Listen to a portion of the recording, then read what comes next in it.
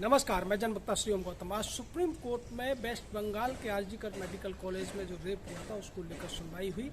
जिसमें कि supreme court ने सुमोटो लेते हुए अपने आप इस केस को अपने यहाँ खोल लिया था, जबकि हाई कोर्ट में इस केस को लेकर वेस्ट बंगाल की ममता सरकार पर तमाम कड़ी टिप्पणियां की जा रही थी। उसके बाद सुप्रीम कोर्ट में ये मैटर आता है। कोर्ट ने इस मामले में कड़ा फैसला लेते हुए कहा है कि कल शाम तक सभी डॉक्टर्स को अपनी ड्यूटी पर वापस लौटना पड़ेगा, नहीं तो राज्य सरकार उनके खिलाफ कार्रवाई कर सकती है। साथ ही इस मामले में एक बड़ा खुलासा ये भी हुआ कि बार बार पूछे जाने पर भी कपिल सिब्बल वेस्ट बंगाल सरकार की तरफ से, वेस्ट बंगाल पुलिस की तरफ से ये नहीं बता पाए कि जब पोस्टमार्टम हुआ था तो क्या उसके लिए कोई चालान भरा गया था, क्या उसके लिए जो एक फॉर्म जरूरी होता है वो भरा गया था। इस पर कपिल सिब्बल ने कहा कि ऐसा तो जरूर हुआ होगा, लेकिन हमारे पास वो फॉर्म नहीं है। चूँकि ये सवाल सॉलिसिटर जनरल से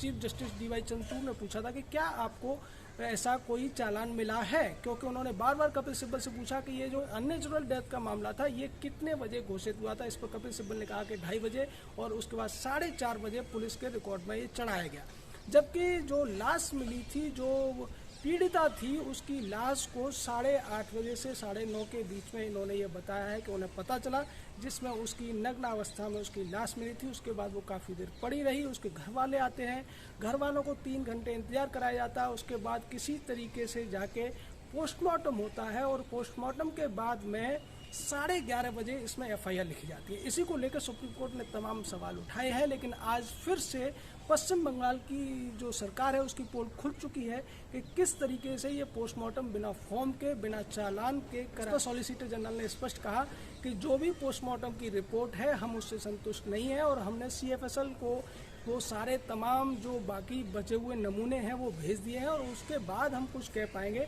इससे पहले सुप्रीम कोर्ट में CBI की तरफ से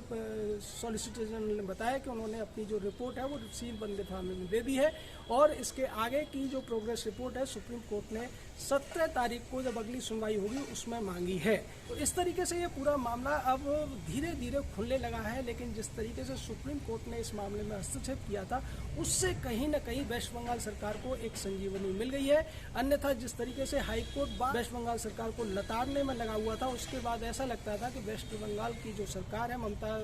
बनर्जी की जो सरकार है, वो घुटनों पे आने वाली है। लेकिन जैसे ही मामला सुप्रीम कोर्ट में उठता है, लोगों को लगा कि शायद सुप्रीम कोर्ट इसमें अच्छी कोई टिप्पणी करेगा या कुछ निर्देश देगा, लेकिन वहाँ पर वेस्ट बंगाल ने अपने लिए जो वकील चुना वो ऐसा वकील था जिसके बारे में कहा जाता है कि अगर वो केस लेकर जाएगा तो सुप्रीम कोर्ट में उसके पक्ष में फैसला होना या केस को टालना बड़ा आसान हो जाता है। वो वकील का नाम है कपिल सिब्बल। चूँकि आजकल सुप्रीम कोर्ट में 2 ही वकील छाए हुए हैं, एक कपिल सिब्बल या दूसरी तरफ अभिषेक मनु सिंघवी, और इस तरीके से ऐसा लगता है कि 2 सुनवाई अब तक इस पूरे मामले में हुई है, उसमें सुप्रीम कोर्ट में कपिल सिब्बल पूरी तरीके से ममता बनर्जी का बचाव करने में कामयाब होते हुए नजर आ रहे हैं। क्योंकि जिस तरीके से आज सुप्रीम कोर्ट ने डॉक्टर्स को तो ये कहा कि आप काम पर लौटिए, लेकिन अभी तक सुप्रीम कोर्ट की तरफ से उन पुलिस वालों के खिलाफ या जो दूसरे लोग थे जिन्होंने इस पूरे मामले को बिगाड़ने का, सबूतों को मिटाने का सीधा सीधा काम किया है, और जो स्पष्ट तौर पर दिखता भी है कि किस तरीके से सेमिनार हॉल में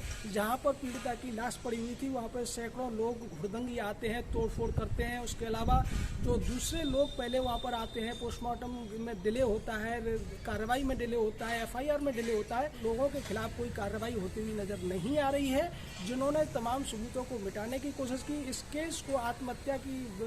कहने की कोशिश की, उसके बाद इसको अननेचुरल डेथ यानी कि आकस्मिक मृत्यु बताने की कोशिश की। जब माता पिता ने इस पर दबाव डाला उसके बाद में इसकी FIR दर्ज हुई, लेकिन यहाँ पर सुप्रीम कोर्ट ने उन चीज़ों पर ध्यान नहीं दिया जो अब तक सामने आ चुकी हैं, जैसे कि पीड़िता के माता पिता का जो पत्र लिखा गया है उसमें जो आरोप लगाए गए हैं रिश्वत देने के, और किस तरीके से दबाव बनाने की कोशिश वेस्ट बंगाल सरकार ने की है। इस सब पर सुप्रीम कोर्ट की तरफ से कोई कड़ा निर्देश वेस्ट बंगाल की सरकार को नहीं दिया गया है। तो ऐसा लगता है कि सुप्रीम कोर्ट में मामला आने के बाद में वेस्ट बंगाल सरकार इस पूरे मामले में बचती हुई नजर आ रही है। जय हिंद, जय भारत।